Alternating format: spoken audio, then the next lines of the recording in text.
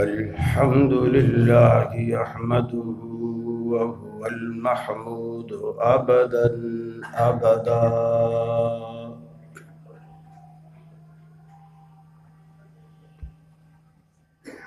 وأستعينه وهو المنعم المولى ونعم النصير مؤيدا.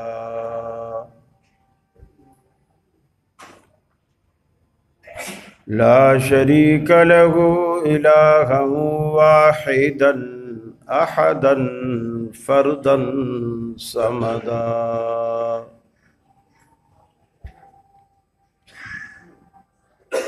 وأشهد أن سيدنا وسندنا محمدا عبده ورسوله، نبي ما ضل وما غوى وما ينطق عن الهوى، فصلى الله عليه وبارك وسلم وعلى آله وأصحابه وأزواجه صلاة دائما سرمدا. أما بعد، فأعوذ بالله من الشيطان الرجيم. بسم الله الرحمن الرحيم.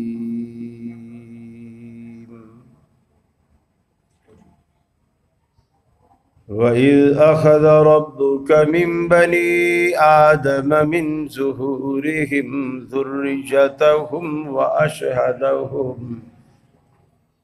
وَأَشْهَدَهُمْ عَلَىٰ أَنفُسِهِمْ أَلَسْتُ بِرَبِّكُمْ قَالُوا بَلَىٰ شَهِدْنَا أَن تَقُولُوا يَوْمَ الْقِيَامَةِ إِنَّا كُنَّا عَنْ هَٰذَا غَافِلِينَ.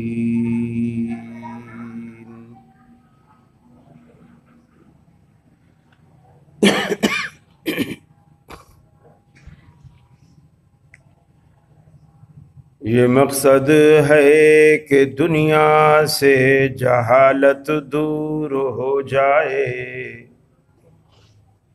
کلام اللہ سے مومن کا دل پر نور ہو جائے.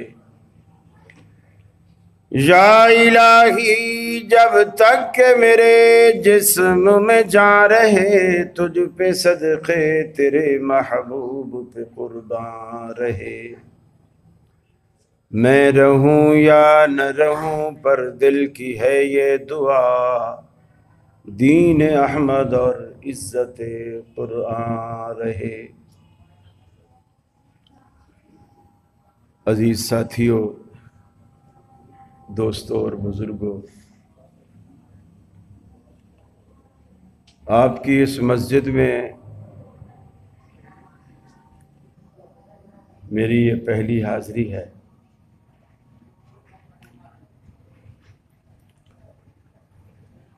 اللہ تعالیٰ مجھے حق کہنے کی، آپ کو حق سننے سمجھنے اور ہم سب کو عمل کی توفیق عطا فرمائے.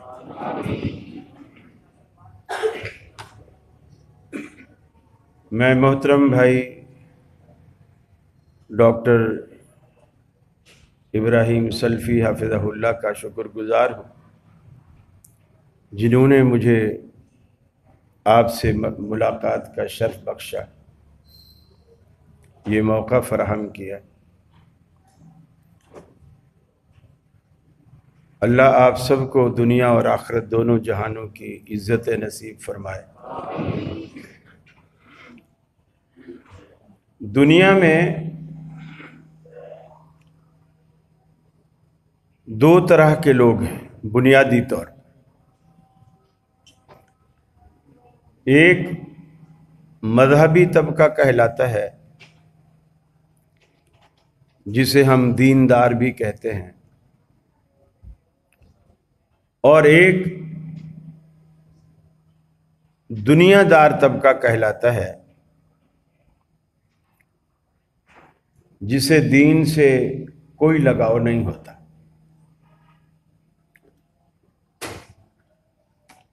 پھر مذہبی لوگوں میں بھی مزید دو طرح کے لوگ پائے جاتے ہیں۔ کچھ وہ ہوتے ہیں جن میں للہیت ہوتی ہے، اللہ سے رجوع کرتے ہیں، اللہ سے دوستی رکھتے ہیں، اور یہی ان کی زندگی کا مشن ہوتا ہے۔ اور ایک طبقہ وہ ہوتا ہے جو مسلمان تو کہلاتا ہے لیکن وہ اس حد تک صرف مسلمان ہوتے ہیں کہ جی وہ گائے کا گوشت کھاتے ہیں، کلمہ انہوں نے پڑھ رکھا ہے، ان کا نام بھی عبد الرحمن، عبداللہ مسلمانوں والے نام ہیں، اور مسلمان کے گھر میں پیدا ہوئے۔ اس سے زیادہ اسلام سے وہ تعلق رکھنا پسند نہیں کرتے۔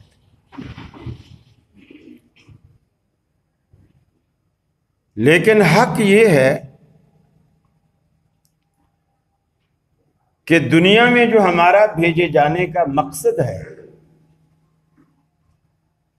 جنت کا جو گھر ہم سے چھوٹا ہے، جہاں سے ہم نکالے ہوئے ہیں، ہمارا باپ آدم علیہ السلام وہیں سے نکالے گئے تھے، گویا وہ ہمارا آبائی وطن ہے۔ جنت آپ کا آبائی وطن ہے، جہاں ہمارے باپ دادا تھے۔ لیکن ہم نے اس وقت قدر نہیں کی کہ کیونکہ ہمیں بغیر محنت کے، بغیر کسی وجہ کے وہ جنت عطا ہوئی تھی، ہم نے اس کی قدر نہیں کی۔ اللہ نے کہا اب واپس دنیا میں جاؤ، اب اس گھر کو تم کما کے حاصل کرو تاکہ تمہیں اس کی قدر ہو۔ ہم دنیا میں دیکھتے ہیں جو لوگ محنت مزدوری کر کے پیسہ جوڑ کر کوئی چیز حاصل کرتے ہیں، ان کو اس کی قدر ہوتی ہے، اور جن کو اربوں کھربوں باپ دادا کی وراثت سے مل جائے، ان بچوں کو اس پیسے کی قدر نہیں ہوتی۔ وہ ہم نے دیکھا ہے کہ جوئے میں اور اس طرح کی خرافات میں وہ اس طرح وہ رقم اڑاتے ہیں جو صدیوں میں ماں باپ نے جمع کی ہوتی ہے، وہ اسے مہینوں میں اڑا دیتے ہیں۔ صحابہ کرام میں اور ہم میں بھی بنیادی یہی فرق ہے۔ ان کو اسلام کی کھیر پکانی پڑی تھی اور ہمیں پکی پکائی مل گئی، ہمیں اس لیے اس کی قدر نہیں۔ ایک شخص نے اپنے بیٹے سے کہا، بیٹا اب تو بڑا ہو گیا ہے، اب تو کما کے لائے گا تو دسترخوان پہ بیٹھے گا، کما کے نہیں لائے گا تو گھر کے دسترخوان پر تو نہیں بیٹھے گا۔ اب وہ چودھریوں کا بیٹا، کمانا کبھی اس نے سیکھا ہی نہیں، اس کی طبیعت اور مزاج میں نہیں۔ اس نے ماں سے جا کے شکایت کی کہ امی ابا تو اس طرح کہہ رہے تھے کہ تو مزدوری کر کے کما کے لائے گا تو دسترخوان پہ بیٹھے گا، ورنہ تجھے روٹی نہیں ملے گی۔ بعض مائیں بھی محبت میں، پیار میں بچوں کو خراب کرتی۔ ماں نے کہا بیٹا کوئی بات، میرے پاس پیسے ہیں، اس زمانے میں مزدوری بھی سستی ہوتی تھی، میں تمہیں روزانہ 10 روپے دے دیا کروں گی، ابا کو جا کے دے دیا کرنا اور یہی کہنا کہ میں کما کے لایا، میرا نہیں بتا۔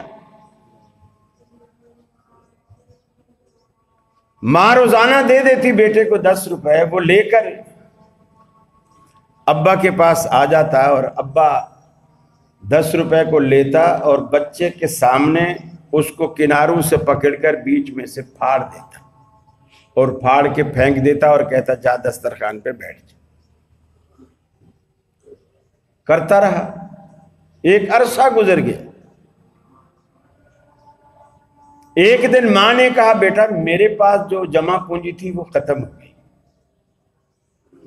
اب تو مجبوری ہے، ابا تیرا ہے بھی غصے والا، پھر پچھلی بات بھی کھل جائے گی، لہذا آج تو تجھے مزدوری کرنی پڑے گی۔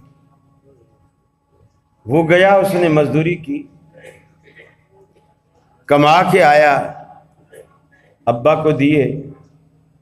ابا نے حسب معمول اسی طرح پکڑ کر اس کو پھاڑنے کے لیے ہاتھ بڑھائے اور بیٹے نے ہاتھ پکڑ لیا اور کہا کہ ابا آج میں نہیں پھاڑنے دوں گا۔ بھی کیوں نہیں پھاڑنے دے گا؟ میں تو روز پھاڑتا تھا۔ بولتے روز تو اماں دیتی تھی، آج تو میں خود کما کے آیا ہوں، میری کمر دیکھو کس طرح بوریاں اٹھا اٹھا کے چھل گئی۔ اب اس کو اس 10 روپے کی قدر ہو رہی ہے کیونکہ اس نے کمائے۔ صحابہ کرام کو اسلام کی اسی لیے قدر تھی کہ انہوں نے اللہ اکبر کہنے کی بھی قیمت ادا کی، اللہ الصمد کہنے کی بھی قیمت ادا کی۔ حضرت سمیہ خاتون ہی تو تھی نا، اور ہم کہتے ہیں عورت بڑی کمزور ہوتی ہے، نازک ہوتی ہے، ضعیف الاعتقاد ہوتی ہے، ضعیف الایمان ہوتی ہے، ضعیف الشہادہ ہوتی ہے، لیکن ابو جہل نے جب سمیہ کو 2 اونٹوں کے درمیان باندھا، ایک اونٹ کا رخ شمال کو، ایک کا جنوب کو، اور اس کو بیچ میں کھڑا کر کے ایک بازو ایک ٹانگ شمال والے اونٹ کے ساتھ، ایک بازو ایک ٹانگ جنوبی اونٹ کے ساتھ باندھ دی، سامنے کھڑا ہو گیا اور کہا کہ بتا ایمان چھوڑتی ہے یا نہیں؟ اس نے کہا تو نے ایمان کی لذت کو جانا ہی نہیں ہے، سمجھا ہی نہیں ہے، یہ تو میری ایک جان ہے، اگر 1000 جانیں بھی ہوتی نا میں ایمان پہ قربان کر دیتی۔ عورت اللہ آپ کو بیٹیاں دے تو بیٹیوں کے نام ایسی پاک باز خواتین کے ناموں پہ رکھا کیجیے۔ اللہ کے حبیب نے فرمایا کہ ناموں کا بھی بچوں پر اثرات ہوتے ہیں، ان شخصیات کے اثرات ہوتے ہیں ناموں پہ۔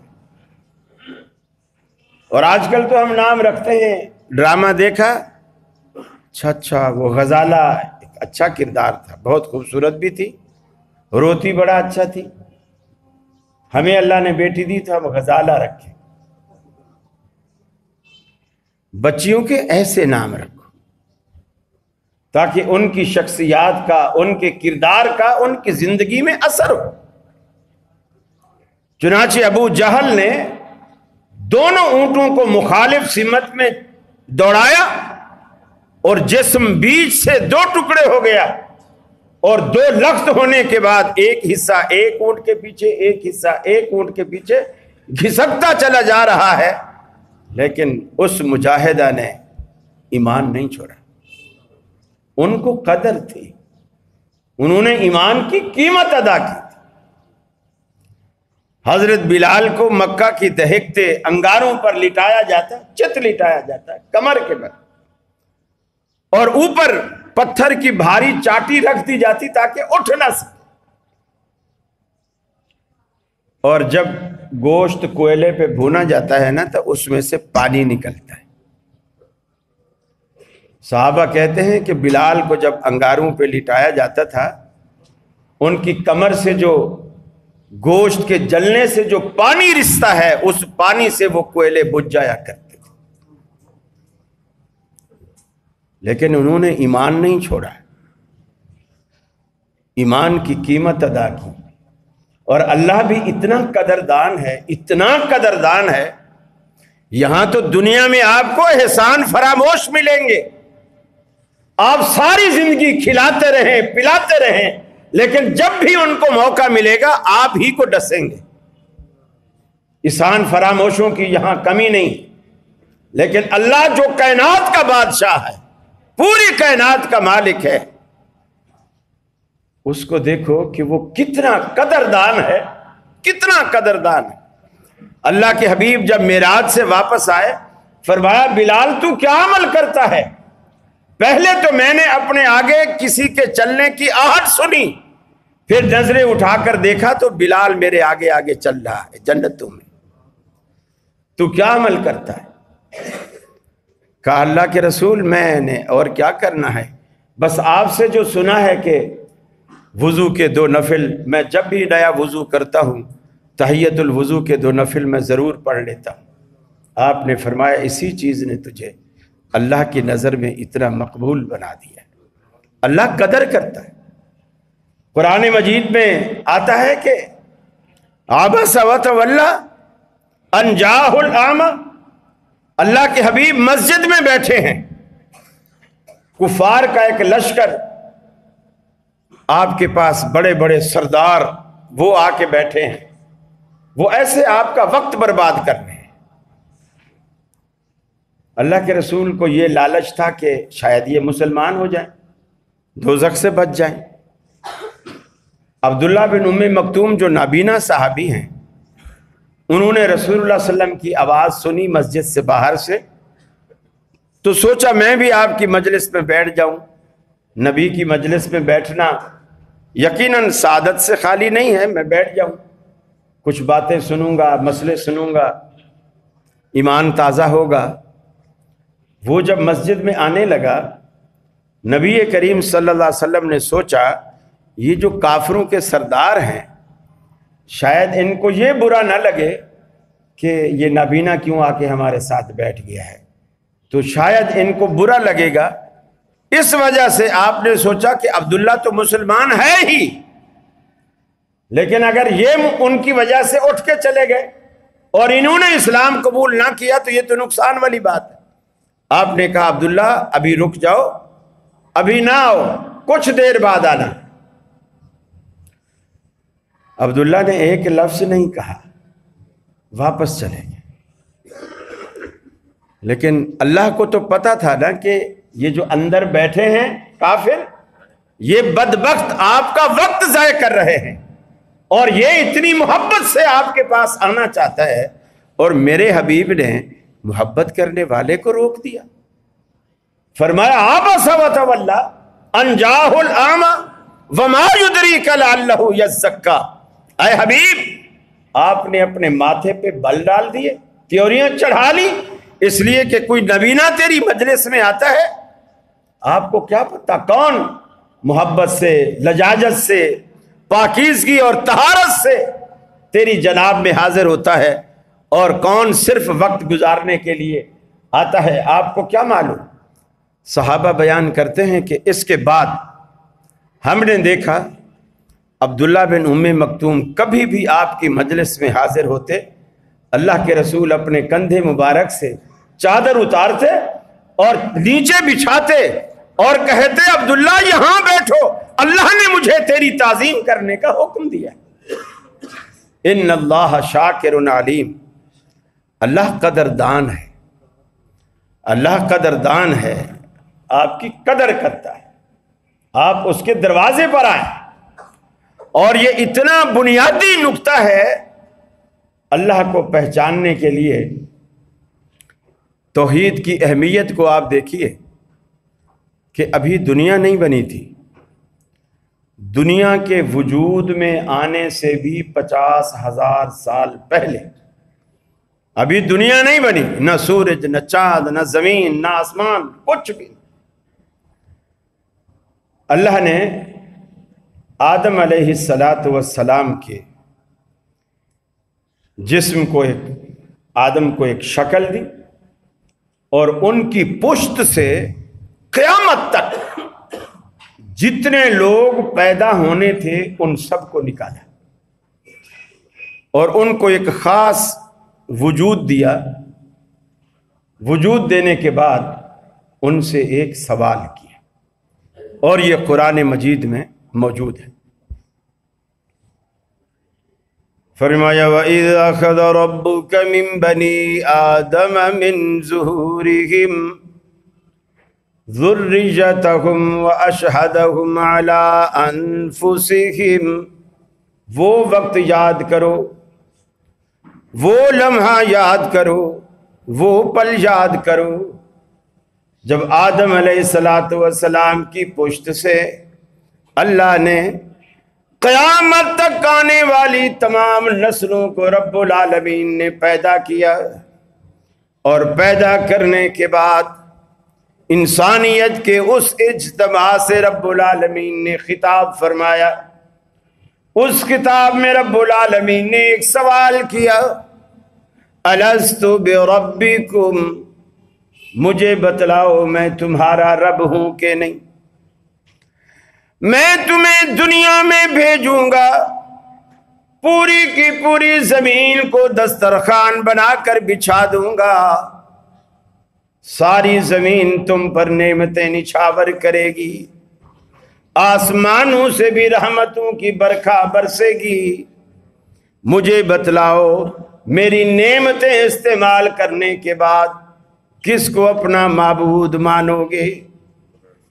मैं तुम्हें दुनिया में भेजूंगा, सारी की सारी नेमतें तुम्हें मुहैया करूंगा, हत्ता के सूरज को ताबानियत अता करूंगा तुम्हारे लिए, चांद को लमानियत अता करूंगा तुम्हारे लिए, सितारों को दरख्शानी अता करूंगा तुम्हारे लिए, दरिया मुतलातिम और समंदर मोजज़न होंगे तुम्हारे लिए, नदियां बल खाती नजर आएंगी तुम्हारे लिए, सब्जे लहकेंगे तुम्हारे लिए, अनादिल चहकेंगे तुम्हारे लिए, गुलशन महकेंगे तुम्हारे लिए, रातों को अंधेरा अता करूंगा तुम्हारे लिए, सुबह को सवेरा अता करूंगा तुम्हारे लिए। मेरी ये नेमतें पाने के बाद बताओ किसको अपना माबूद मानोगे। अलस्तु बिरब्बिकुम, मैं तुम्हारा रब हूं कि नहीं। सारी दुनिया ने, उनमें अरबी भी हैं, अजमी भी हैं, गोरे भी हैं, काले भी हैं, नमक हलाल भी हैं, नमक हराम भी हैं, शकावत पसंद भी हैं, सआदतमंद भी हैं। सब ने यकजुबा होकर के कहा कालू बला, अल्लाह क्यों नहीं, तू ही तो हमारा रब है। आज दुनिया में आने के बाद किस किस को वो वादा याद है। हम सारे उस वादे को भूल बैठे। आज कोई या रसूल अल्लाह का नारा लगाता है, कोई या अली मदद का नारा लगाता है, कोई या बहावल हक बेड़ा धक का नारा लगाता है, कोई किसी कब्र पर, किसी शजर पर, कोई घोड़े के आगे, कोई मुर्दे के आगे, कोई कहाँ सजदा करता है, कोई कहाँ किसकी दहलीज पर। लेकिन अल्लाह से हम वादा करके आए हैं, इलाहुल आलमीन तेरे सिवा हमारा कोई दाता व दस्तगीर नहीं। अल्लाह ने उस वादे को याद कराने के लिए नबुव्वत का एक सिलसिला चलाया। अंबिया अपनी कौम को वादा याद दिलाते रहे। अरे तुम ये वादा करके आए हो कि हम अल्लाह के सिवा किसी को कुछ नहीं समझेंगे। आज नमाज में भी कितने लोग ऐसे हैं, दस्त बस्ता वुजू करके किबला रुख होकर खड़े हो जाते हैं, इय्याका नअबुद व इय्याका नस्तईन की सदाएं बुलंद करते हैं। कितने लोग हैं जो तकरीरों में अपनी तकरीरों का आगाज इय्याका नअबुद व इय्याका नस्तईन इससे करते हैं, करते रहे, हत्ता कि जब अल्लाह रब्बुल आलमीन ने मौका दे दिया اقتدار ہاتھ میں آ گیا، خود بھی اپنی بیگم کو بھی غیر اللہ کے آستانے پر جھکا دیا۔ کہاں گئی وہ ایاک نعبد و ایاک نستعین، وہ عہد و پیمان، وہ خطبے شروع کرنے کے انداز، وہ انسان کہاں بھول جاتا ہے۔ اللہ رب العالمین نے دنیا میں بھیجنے کے بعد وہ ساری چیزیں یاد دلائیں، فرمایا وَمَا خَلَقْتُ الْجِنَّ وَالْإِنسَ إِلَّا لِيَعْبُدُونَ، ہم نے دنیا کا ایک ہی مقصد رکھا ہے، جنوں کو بھی اسی لیے پیدا کیا، انسانوں کو بھی اسی لیے پیدا کیا تاکہ وہ میری بندگی کرے، میری بندگی کے سوا کچھ نہ، میری بندگی کرے۔ یہ دنیا میں آنے کا مقصد ہے، اور آج ہم اس مقصد کو بھول گئے۔ ایک آدھ اگر پنکھا چلا دیں تو اچھا ہے۔ آپ لوگوں نے تو پنجاب کو مری بنایا ہوا ہے، کھڑکیاں بھی ساری کچھ کھلی ہیں، خیر گرمی مجھے، پنکھے آپ نے ان کو چلا، میرا پنکھا چلا، زور تو میرا لگ رہا ہے نا، سننے پہ زور تھوڑی لگ رہا ہے۔ دیکھیے اللہ رب العالمین نے ہماری ہدایت کا بڑا اہتمام کیا، بڑا انتظام کیا، لیکن ہم سچی بات ہے آپ لوگ بھی حیران ہوں گے کہ یہ کراچی سے مولوی آیا ہے، اس کو پتہ ہی نہیں ہے کہ اہل حدیث تو شرک کرتے ہی نہیں ہیں، اور یہ ہمیں توحید کا درس دے رہا ہے۔ دو باتیں ہوتی ہیں، ایک بات تو یہ بھی ہوتی ہے جہاں بھی تقریباً گیدرنگ ہوتی ہے، مکس گیدرنگ ہوتی ہے، اپنے پرائے سب مکس ہوتے ہیں، اور پھر جب کوئی ہمارے پاس آ جاتا ہے تو ہم اس کو پرایا نہیں سمجھتے، وہ ہمارا ہی ہے، اس سے محبت کرنا، اس کو سیدھا راستہ دکھانا، یہ ہمارا فرض ہوتا ہے۔ جہاں تک یہ بات ہے کہ اہل حدیث شرک نہیں کرتے، میں اس بات کو نہیں مانتا، اہل حدیث بھی شرک کرتے ہیں۔ اب آپ کہیں گے کیسے؟ ہمارا تو بنیادی اصول ہی یہی ہے، اطیعوا اللہ و اطیعوا الرسول، اہل حدیث کے دو اصول، اطیعوا اللہ و اطیعوا الرسول۔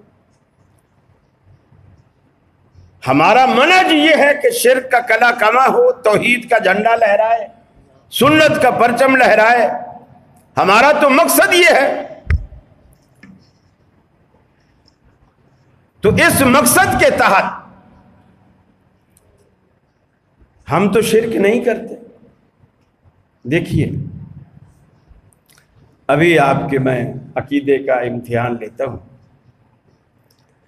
آپ نے کبھی یہ جملہ سنا ہے کہ لوگ بیٹھے ہوئے آپس میں باتیں کرتے ہوئے کہہ رہے ہوتے ہیں کہ جی میری 5-4 بچیاں ہیں، بیٹیاں ہیں، جوان ہیں، پڑھی لکھی ہیں، خوبصورت ہیں، لیکن رشتے نہیں آتے، میرے بیٹے ہیں، جوان ہیں، پڑھے لکھے ہیں، نوکریاں نہیں لگتی، میری دکان ہے، صبح کھول کے بیٹھتا ہوں، شام کو بند کرتا ہوں، گاہک نہیں آتے، میں نے نیا مکان لیا ہے، پرانا بیچا ہے، اس نئے مکان میں میں شفٹ ہوا ہوں، حالانکہ میں نے شفٹ ہونے سے پہلے بکرا بھی صدقہ کیا تھا، ذبح کا خون بھی مکان کی بنیادوں میں ڈلوایا تھا، اس کے باوجود اس گھر میں پریشانی ہی پریشانی، کبھی بیوی بیمار، کبھی بچے بیمار، کبھی میں خود بیمار۔ پھر میں نے مولوی صاحب کے پاس گیا، میں نے مولوی صاحب سے حساب کرایا کہ بتاؤ یہ کیا چیز ہے، تو انہوں نے مجھے کہا کہ جی تیرے اوپر کسی نے کچھ کرا دیا ہے جس کی وجہ سے بندش ہے۔ یہ لفظ سنا ہے آپ نے کبھی؟ بندش۔ یہ بندش کیا چیز ہے؟ بندش یہ ہے کہ جی کسی نے آپ پر کچھ ایسا جادو ٹونا کر دیا ہے کہ وہ جو چیز آپ کو ملنے والی تھی نا وہ رک گئی، گھر کی خوشحالی ختم ہو گئی، بچیوں کے جو رشتے آنے تھے بندش کی وجہ سے رک گئے ہیں، بچوں کی نوکریاں لگنی تھی بندش کی وجہ سے رک گئے ہیں، گاہکوں نے آپ کی دکان پہ رش لگانا تھا بندش کی وجہ سے وہ رک گئے ہیں۔ آپ نے کبھی شاید غور نہیں کیا یہ اتنا گہرا شرک ہے کہ اس سے بڑا کوئی شرک ہی نہیں ہے۔ اس لیے اس کا دوسرا مطلب یہ ہے، میں بات کو کھول دیتا ہوں، کہ اللہ تو آپ کی بیٹیوں کے رشتے کرانا چاہتا تھا، لیکن مولوی نے یا کسی بھی تعویذ گنڈے والے نے اس کو رکوا دیا۔ اللہ آپ کے بچوں کو نوکری دینا چاہتا تھا، کسی بندش کرنے والے نے، تعویذ گنڈے والے نے اس کو رکوا دی۔ اللہ آپ کی دکان پہ گاہک بھیجنا چاہتا تھا، لیکن کسی سرکار نے اس کو رکوا دی۔ مجھے بتائیے طاقتور اللہ ہوا یا طاقتور وہ تعویذ گنڈے والا ہوا جس نے رکوا دیا؟ کون طاقتور ہوا؟ نہیں، میں آپ کا عقیدہ نہیں پوچھ رہا، میں اس بات کا مطلب پوچھ رہا ہوں۔ تعویذ والا تو پھر آپ کا وہ عقیدہ کہ ان اللہ علی کل شیء قدیر کہاں گیا؟ ظاہر بات ہے آپ کہو جی ہم یہاں قاری خلیل کا یہاں جمعہ رکھوائیں گے، برابر مسجد والے بولے ہم نہیں رکھنے دیں، اور وہی ہوا کہ انہوں نے نہیں رکھنے دیا، تھانے میں کہلوا کے ادھر کہلوا کے مجھے رکوا دیا، مجھے نہیں آنے دیا، تو جیتے آپ کی مسجد والے یا اس مسجد والے؟ وہ جیتے، جنہوں نے رکوایا ہے وہ جیت گئے، وہ زیادہ طاقتور تھے، وہ زیادہ پاور والے تھے۔ تو اللہ تو آپ کی بچیوں کے رشتے کرانا چاہتا تھا، مولوی نے رکوا دیا، تو طاقتور کون ہوا؟ مولوی۔ کدھر گئی آپ کی توحید؟ آپ کی توحید کدھر گئی؟ اور یہ بیماری اتنی پھیلی ہوئی ہے، اتنی پھیلی ہوئی ہے، میں پنجاب میں کئی سالوں سے گھوم رہا ہوں اور یہ بیماری میں اتنی دیکھ رہا ہوں، کئی مولوی میرے مخالف ہو کہ یہ تو ہماری روزی پہ ہی لات مار رہا ہے۔ میرے بھائی توحید کو سمجھو۔ اب اللہ کے رسول سے پوچھو کیا فرماتے؟ فرمایا اللہم لا مانع لما اعطیت ولا معطی لما منعت۔ اے الہ العالمین، جس کو تو نوازنے پر آئے دنیا کی کوئی طاقت اسے روک نہیں سکتی، اور جس کو تو نہ دینے پر آئے دنیا کی کوئی طاقت اسے دے نہیں سکتی۔ اللہ کے رسول نے بندش کے عقیدے پر ہی کلہاڑی مار دی۔ سب کچھ اس کی طرف سے ہوتا ہے، اولادیں دے اس کی مرضی، ایک دے کر بس کر دے اس کی مرضی، بچوں کی لائن لگا دے اس کی مرضی۔ قرآن کہتا ہے یَهَبُ لِمَن یَشَاءُ إِنَاثًا وَيَهَبُ لِمَن یَشَاءُ الذُّکُورَ۔ اللہ رب العالمین کے ہاتھ میں ہے، جسے چاہتا ہے بیٹیاں دیتا ہے، جسے چاہتا ہے بیٹے عطا کرتا ہے۔ کسی کو بیٹی دیتا ہے، وہ بیٹے کی تمنا اور دعا کرتا ہے، رب العالمین نہیں دیتا، بیٹیاں ہی بیٹیاں دیتا ہے۔ کچھ بدبخت عورت کو قصوروار ٹھہراتے ہیں، حالانکہ بیٹی بنانا یا بیٹا بنانا بیوی کا کام نہیں، یہ اللہ کا کام ہے۔ بیویوں کو طلاق دے دیتے ہیں، یہ تو بچہ پیدا ہی نہیں کر سکتی، میرا وارث پیدا نہیں کر سکتی۔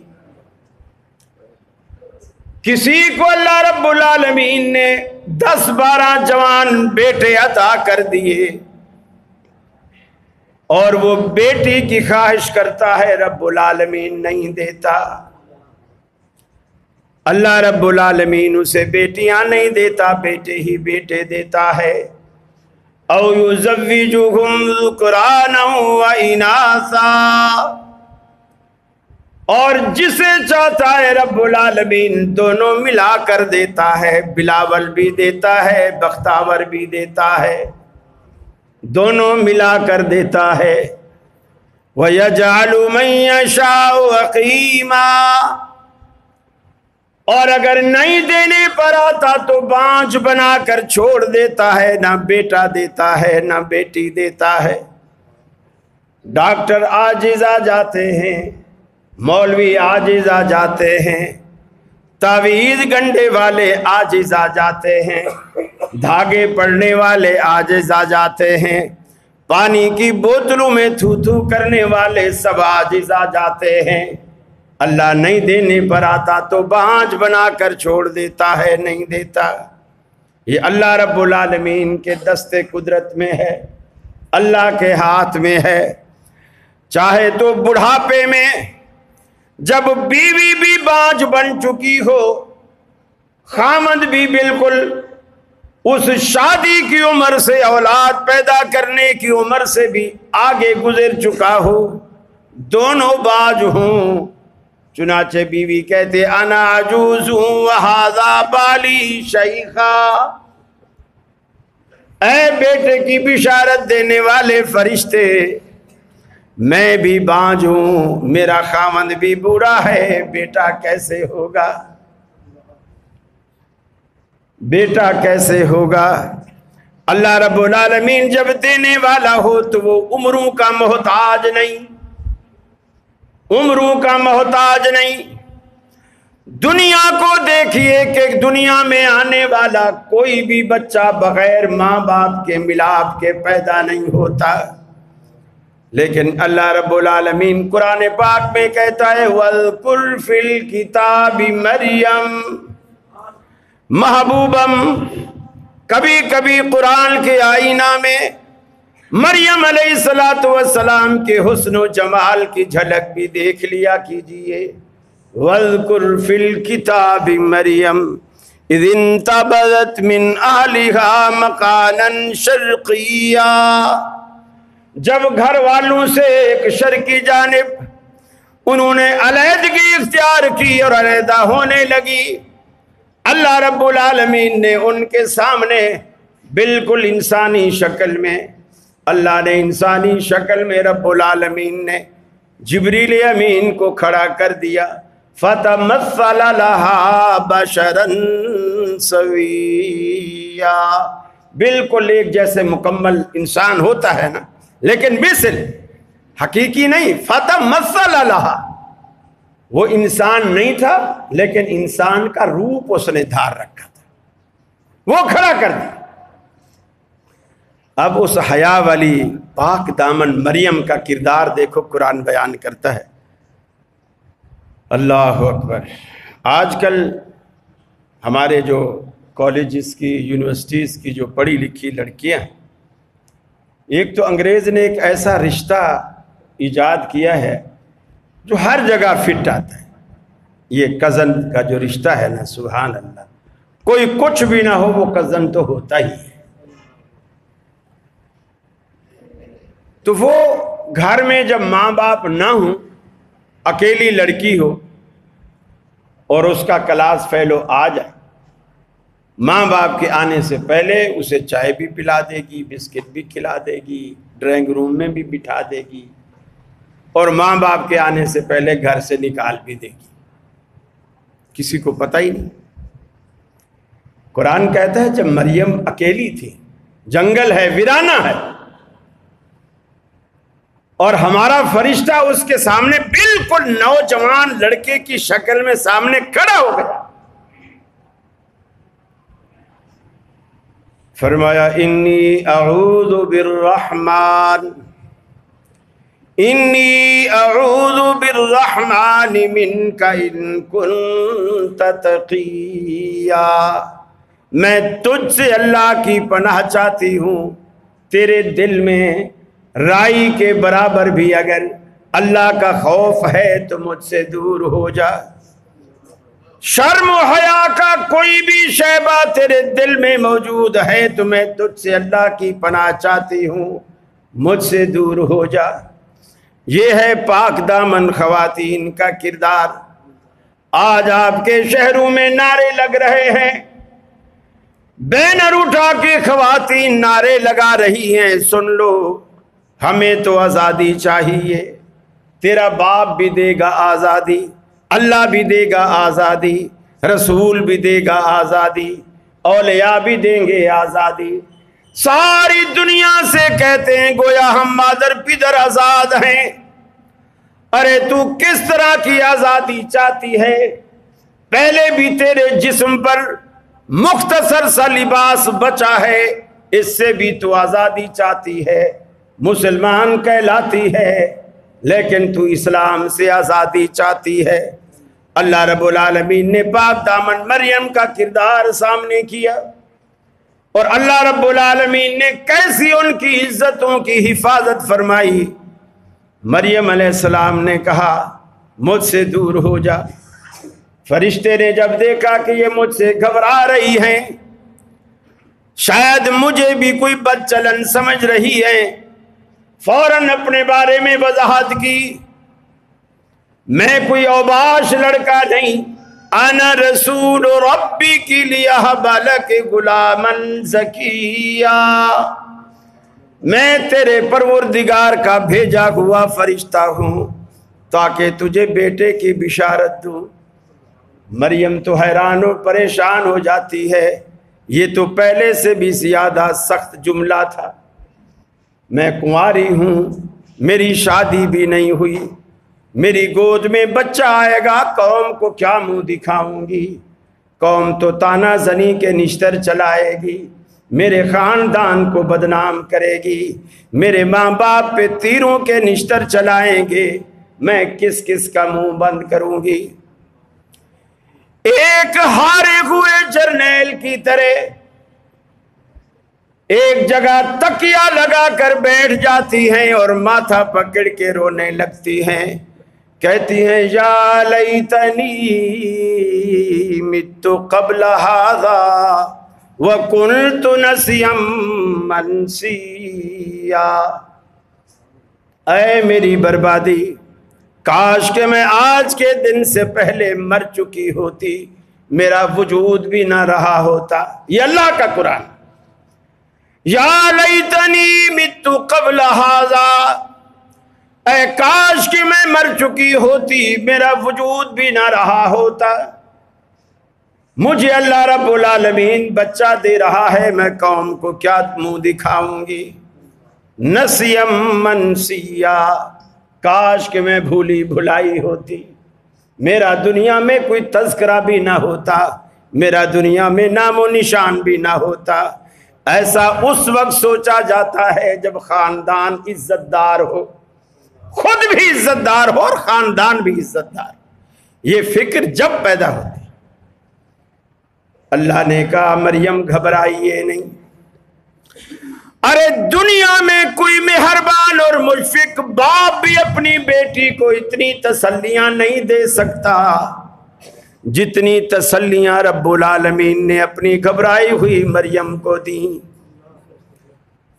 آپ نے فرمایا مریم گھبرائیے نہیں، ہم سارا انتظام کریں گے، تیرے کھانے کا بھی، تیرے پینے کا بھی، تیری عزت و آبرو کی حفاظت کا بھی، ہم سارا سامان کریں گے۔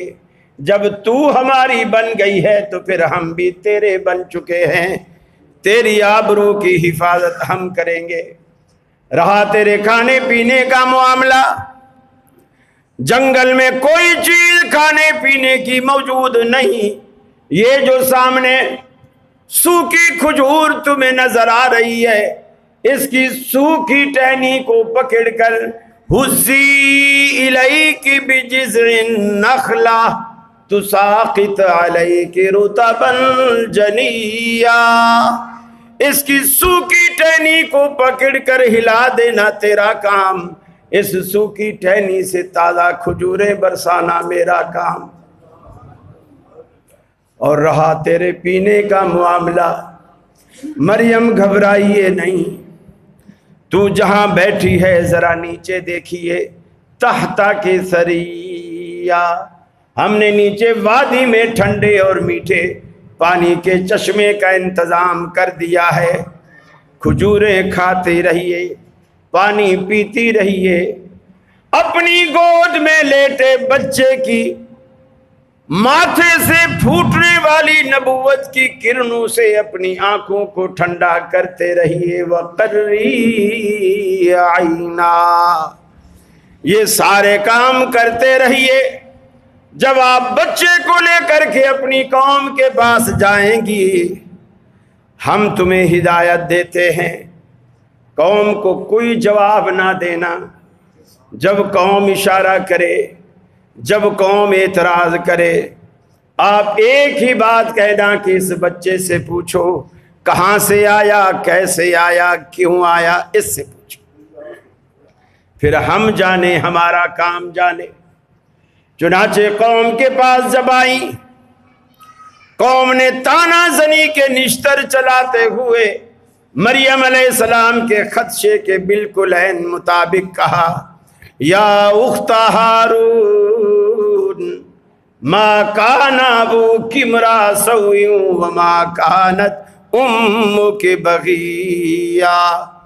ऐ हारून जैसे बेदाग भाई की बहन, तेरे तो वालिद भी ऐसे न थे, तेरे माँ बाप भी ऐसे न थे, तूने ये क्या गुल खिलाया, कुंवारी होकर के तूने गोद बसा ली, ये क्या काम किया। कुरान कहता है फाशारत इलैही, आफाकी हिदायत के ऐन मुताबिक मरियम अलैहिस्सलातु वस्सलाम ने गोद में लेटे बच्चे की तरफ इशारा किया। कौम तो सीख पा हो गई। ऐ मरियम, क्या तू हमें पागल और बेवकूफ समझती है। कैफ़ा नुकल्लिम मन काना फिल महदी सबिया, उस बच्चे से हम कैसे बात करें जो गोद में लेटा है, पंघूड़े में लेटा है। पंघूड़े में लेटने वाला बच्चा, दूध पीता बच्चा हमारे इतने संजीदा सवालों के जवाब कैसे देगा। फ़अशारत इलैही क़ालू कैफ़ नुकल्लिम मन कान फिल महदी सबिया। अल्लाह रब्बुल आलमीन ने फरमाया, ऐ ईसा, अगरचे तेरी उम्र में बच्चे नहीं बोला करते, तेरी उम्र में बच्चे नहीं बोला करते, मगर आज तुझे बोलने की जरूरत है, तू बोल, और बोल भी यूं कि तेरा बोलना क़यामत तक आने वाली नस्लों के लिए मेरी कुदरत कामला का शाहकार बन जाए। चुनाचे ईसा अलैहिस्सलाम बोले, क़ाल इन्नी अब्दुल्लाह, मेरी वालदा पर अंगुश्त बरदारी करने वालों, मैं मशकूक नस्ल नहीं, मैं तो अब्दियत कामला का तारीखी निशान हूँ। आतानी अल किताब, अल्लाह ने मुझे किताब अता की। वजालनी नबिया, अल्लाह ने मुझे पैगंबर बनाया। वजालनी मुबारका, अल्लाह ने मुझे बाबरकत बना दिया। ऐनमा कुन्तु औसानी बिस्सलाती वज़्ज़काती मा दुम्तु हय्या, और अल्लाह रब्बुल आलमीन ने मुझे नमाज की, बचपन में अभी झूले में फरमाया, नमाज की वसीयत कर दी। हमें तो बुढ़ापे तक तौफीक नहीं मिलती, बुढ़ापे तक तौफीक नहीं मिलती। बल्कि आज लोगों के एक रिवायत के मुताबिक, जो लोगों में ज़्यादा मशहूर है कि जी ये 27 रजब की रात जो है शब मेराज है, और इस रात नमाज मिली थी। اور موسیٰ علیہ السلام نے بار بار چکر لگوا کے اس 50 نمازوں کو 5 کرا دیا تھا۔ جب مولوی صاحب یہ سناتے ہیں نا، پھر سننے والے کہتے ہیں یار اللہ موسیٰ کا بھلا کرے، تھوڑی سی ضد کر کے ایک چکر اور لگوا دیتا نا، جان ہی چھوٹ جاتی۔ میرے بھائیوں، یہ جو اصل میں نماز ہے نا، یہ شکر گزاری کی بہترین شکل ہے، بہترین شکل۔ آپ اللہ کی جناب میں جب ہاتھ باندھ کے کھڑے ہوتے ہیں نا، دیکھیے یہ بھی سچی بات ہے، اہل حدیثوں پر اللہ کا فضل ہے، ہم خدا کو یاد کرتے ہیں دل تھام کے، بہت سارے لوگ ہیں وہ پیٹ تھام کے یاد کرتے، وہ کہتے ہیں نہیں پیٹ، بھائی پیٹ وہی بھرتا ہے، سب کے وہی بھرتا ہے، آپ کے بھی بھرے گا۔ دکان جاتے ہیں ہم پیٹ کے لیے، ہل چلاتے ہیں پیٹ کے لیے، نوکری کرتے ہیں پیٹ کے لیے، مولوی بچے پڑھاتے ہیں پیٹ کے لیے، سارے کام دھندے ہم پیٹ کے لیے کرتے ہیں۔ اب 10-15 منٹ کے لیے مسجد میں آیا ہے، اب تو پیٹ چھوڑ دے، لیکن یہاں بھی پیٹ پکڑ کے کھڑا ہے کہ مسجد میں بھی میں پیٹ کے لیے۔ اب دل تھام کے خدا کو یاد کرو، اور یہ اتنا خوبصورت طریقہ ہے شکرانے کا۔ دیکھو بندہ ہاتھ باندھ کے کھڑا ہے اور سورہ فاتحہ پڑھتا ہے جو توحید سے بھرپور ہے، اللہ کی تعریفیں کرتا ہے آدھی صورت میں، اور باقی آدھی میں مانگتا ہے، طلب کرتا ہے اپنے لیے۔ پھر جیسے ہوتا ہے نا کہ محبت بڑھ جاتی ہے، آدمی دو دوست جب سالوں بعد آپس میں ملتے ہیں نا، وہ دور سے ہوتے ہیں، دور سے السلام علیکم، وہ بھی کہتے والے، پھر وہ اس کی طرف پہلے تو چل رہا تھا، اب تھوڑا بھاگنا شروع کر دیتا ہے، وہ بھی دوڑنا شروع کر دیتا ہے، پھر ہاتھ ملانے پہ بس نہیں کرتے، پھر سینہ ملاتے ہیں، دل ملاتے ہیں۔ پھر میں نے پٹھان قوم میں دیکھا، وہ ایک دفعہ ملانے پر اکتفا نہیں کرتے، پھر گردن ادھر سے ہٹائی پھر ادھر رکھتے، پھر ادھر سے ہٹائی پھر واپس ادھر رکھتے، 3 دفعہ گردن ادھر ادھر گھماتے، اور یہ چاہت بڑھتی چلی جا رہی۔ بندہ سینے پر ہاتھ باندھ کے اللہ کی جناب میں کھڑا ہے، اور اس کو کھڑے کھڑے اللہ کی تعریفیں کرتے کرتے کرتے کرتے مزہ آ گیا نا، اب وہ مزید انکساری اور عاجزی کے لیے بالکل رکوع کی طرف جھک جاتا ہے، اللہ کے آگے جھک جاتا ہے، اور منہ سے کہتا ہے سبحان ربی العظیم، میرا رب پاک ہے جو عظمتوں والا ہے، میں تو جھک گیا، اور جھکنا عیب ہے، اللہ تو بے عیب ہے، تو عظمتوں والا ہے، تو جھکنے سے پاک ہے، تو کسی کے آگے جھکنے والا نہیں۔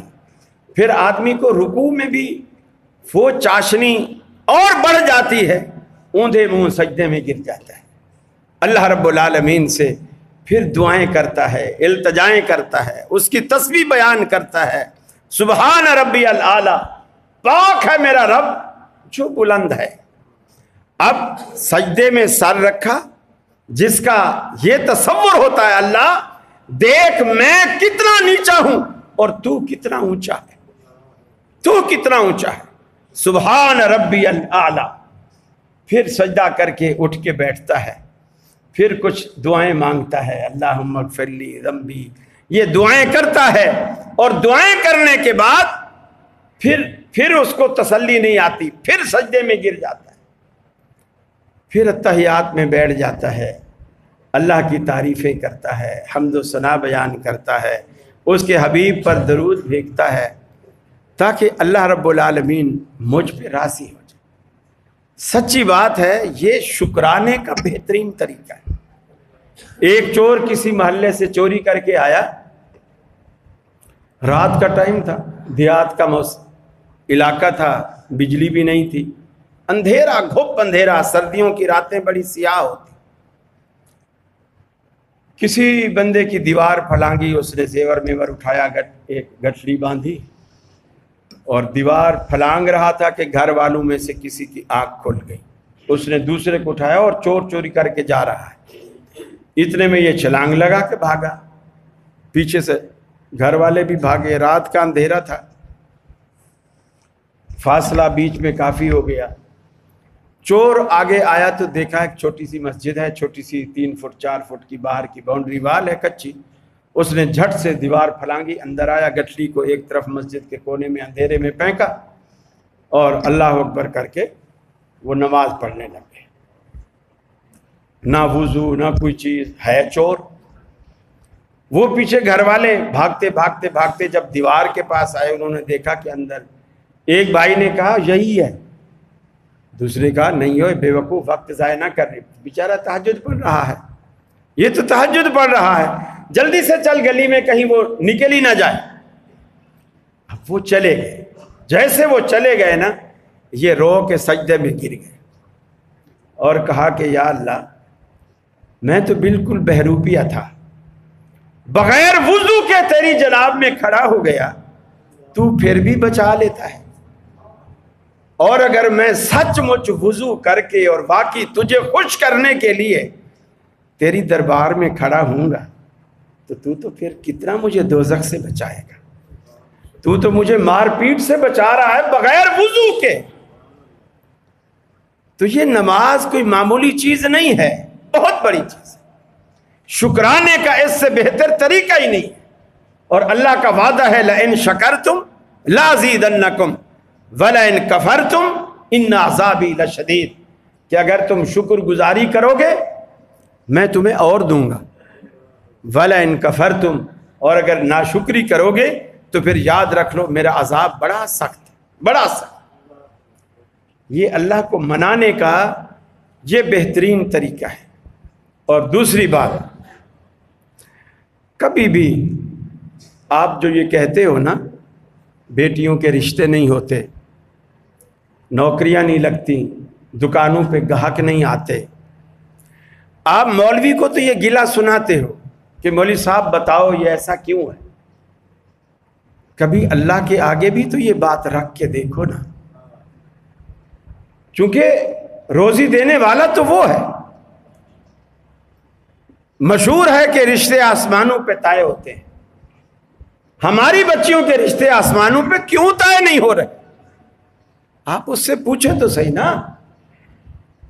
رات کو، آدھی رات کو، سارا عالم جب سویا ہوتا ہے، آپ وضو کریں، مصلی اٹھائیں، صرف 2 رکعت، کم از کم 2 رکعت نفل آپ پڑھیں، اور اس کے بعد ہاتھ اٹھا کے اللہ کے آگے رونا شروع کر دیں۔ وہ باتیں آپ دل میں لے آئیں، بھلے زبان پہ نہ لائیں، دل میں لے آئیں۔ یا اللہ میری دکان پہ گاہک نہیں آتے، میری بچیوں کی شادیاں نہیں ہوتی، میرے بچوں کی نوکریاں نہیں لگتی، وہ صرف دل میں لے آئیں اور رونا شروع کر دیں۔ وقت بھی ہو گیا، میں آپ کو بالکل آخری بات سنا کر بات ختم کروں گا۔ دیکھو، دنیا میں آنے والے جتنے بچے ہیں نا، چاہے وہ عربوں کے بچے ہوں، اجمیوں کے بچے ہوں، انگریزوں کے بچے ہوں، پٹھانوں کے بچے ہوں، پنجابیوں کے بچے ہوں، ان سب کی ایک ہی مشترکہ بولی ہوتی ہے، ایک ہی بولی ہوتی ہے، مشترکہ بولی ہوتی ہے سب بچوں کی، اور اس علاقے والے اس بولی کو سمجھتے ہیں، ماں باپ خاص طور پر۔ اگر بچے کو پیاس لگے، چھوٹا بچہ ہے، 2 مہینے کا، 3 مہینے کا، 4 مہینے کا، 6 مہینے کا، اگر اس کو پیاس لگے، وہ پانی کیسے مانگے گا؟ رو کر۔ اسے دودھ کی بھوک ہو، وہ کیسے مانگے گا؟ رو کر۔ اس کے کپڑے، اس کی نیپی گیلی ہو گئی ہے، وہ بدلوانے کے لیے کیا کرے گا؟ روئے گا۔ اب یہ ماں باپ کی ذمہ داری ہے کہ اس وقت اس کے رونے کا کیا مطلب ہے، اس کی ذمہ داری نہیں ہے، ماں باپ کی ذمہ داری ہے کہ وہ سمجھیں کہ اس وقت بچہ کیوں رو رہا ہے۔ پانی لگا کے دیکھیں گے، منہ پھیر لے گا، اس کا مطلب ہے اس کو پیاس نہیں۔ دودھ لگا کے دیکھیں گے، منہ پھیر لے گا، اس کا مطلب یہ نہیں۔ نیپی چیک کریں گے، اس کے کپڑے بدل کے دیکھیں گے، یہ بھی نہیں۔ پھر آخری حربہ کہ ہو سکتا ہے اس کو کان میں، پیٹ میں کوئی تکلیف ہے، پھر ڈاکٹر کے پاس، چائلڈ اسپیشلسٹ کے پاس، وہاں جائیں گے، اس کو دکھائیں گے، لیکن اس کا حل کریں گے۔ اور بچوں کی ایک ہی زبان ہے، وہ ہے رونا، اور آج ہم نے وہ رونا ہی تو چھوڑ دیا ہے نا، وہی رونا چھوڑ دیا۔ اللہ کہتا ہے میرے بندے دیکھ، جب تو بول نہیں سکتا تھا میں تیرے سارے کام رونے سے پورے کراتا تھا، رونے سے، اور آج تو اتنا بڑا ہو گیا ہے کہ تو نے رونے کی ضرورت ہی محسوس نہیں کی، اتنا بڑا ہو گیا۔ آج بھی آپ کے سارے بگڑے کام، ساری بندشیں، سارے رکے کام اسی سے کھلیں گے، اللہ کے آگے رونے کی عادت ڈالیں، پھر دیکھیے آپ کو پتہ بھی نہیں چلے گا۔ من یتق اللہ یجعل لہ مخرجا ویرزقہ من حیث لا یحتسب، اللہ سے جو بندہ ڈر جاتا ہے نا، اللہ اس کو ایسی ایسی جگہوں سے روزیاں دیتا ہے جو اس کے وہم و گمان میں بھی نہیں ہوتا، وہم و گمان میں بھی نہیں ہوتا۔ تو میرے بھائیوں، رونے کی عادت پھر سے پیدا کیجیے، اپنے بچپنے کو پھر لے آئیے۔ فرق صرف یہ ہے، اس وقت آپ ماں باپ کے سامنے روتے تھے، اب آپ اپنے رب کے آگے روئے، کسی کو بتانے کی بھی ضرورت نہیں، کسی کو بتانے کی ضرورت نہیں، آپ اللہ کے آگے بس مصلی بچھا کے آپ رو دیں۔ اللہ کی قسم، اللہ آپ کی آنسوؤں کی لاج رکھنے والا ہے، قدر کرنے والا ہے، اتنا قدردان کوئی نہیں۔ اللہ کے حبیب نے ایک موقع پہ فرمایا، جو بندہ اللہ سے ڈر کر روتا ہے اور اس کے آنکھوں سے آنسو بہہ کر اس کی رخساروں سے، داڑھی سے ہوتے ہوئے زمین پہ گر جاتے ہیں، اللہ اس بندے کو بخش دیتا ہے۔ صحابہ نے پوچھا یا رسول اللہ، اگر کسی کو رونا آئے لیکن آنسو زمین پہ نہ گریں، رخسارے پہ آ کے رک جائیں، آپ نے فرمایا اللہ اس کو بھی بخش دیتا ہے۔ کسی نے کہا اللہ کے رسول، اگر رخسارے پر بھی نہ آئیں، جسے کہتے ہیں نا آنکھیں بھر آئیں، آنکھوں میں پانی تو آیا لیکن آنکھوں میں رک گیا، باہر نہیں نکلا، آپ نے فرمایا اللہ اس کو بھی بخش دیتا ہے۔ کسی نے کہا یا رسول اللہ صلی اللہ علیہ وسلم، اگر کوئی ایسا سنگ دل ہو، وہ رونا چاہتا ہے لیکن رونا نہیں آتا، ایسا ہوتا ہے، بعض کے والد کی میت بھی سامنے پڑی ہوتی ہے، رونا نہیں آتا، بچے کی میت سامنے پڑی ہوتی ہے، رونا نہیں آتا۔ اللہ نے ہمارے دلوں کو مختلف مٹی سے بنایا، کوئی جس کے حصے میں پتھر کی مٹی آ جاتی ہے نا، بڑا سنگ دل ہوتا ہے، بڑا سخت ہوتا ہے۔ اللہ کے رسول، اگر کسی کو رونا چاہنے کے باوجود رونا نہ آئے، وہ بخشش کیسے چاہے؟ آپ نے فرمایا وہ رونے والی شکل بنا لے، اللہ اس پہ بھی بخش دے۔ تو آپ اللہ کے آگے گڑ گڑائیے، آج کا اتنا سبق یاد رکھیے، اللہ کے آگے رونے کی عادت ڈالیے، اللہ کے آگے مانگنے کی عادت ڈالیے، اور یہی کیجیے کہ یا اللہ جو ہاتھ تیرے آگے اٹھے ہیں، کبھی اپنے سوا کسی اور کے آگے انہیں اٹھنے پر مجبور نہ کرنا، ہمیشہ اپنے در کا محتاج رکھنا، اور ہماری ضرورتیں اپنے فضل سے خود ہی پوری کرنا، ہمارے قرضے اپنے فضل سے دور فرمانا، ہمارے بچوں کے مستقبل اپنے فضل سے تابناک بنا۔ گھر میں کوئی بیمار ہے، اللہ انہیں صحت و تندرستی عطا فرما۔ ہمارے بڑے بوڑھے بزرگ جو توحید پر فوت ہو گئے، اللہ ان کو جنت نصیب فرما، انہیں کروٹ کروٹ جنت نصیب فرما، انہیں عذاب قبر اور عذاب جہنم سے بچا۔ اے الہ العالمین، ہمیں بھی جب تک دنیا میں رکھے اسلام اور ایمان پہ قائم رکھ، مرتے وقت کلمہ نصیب فرما، اپنے نبی کی شفاعت نصیب فرما، اپنے نبی کے دست مبارک سے آب کوثر نصیب فرما۔ وآخر دعوانا ان الحمد للہ رب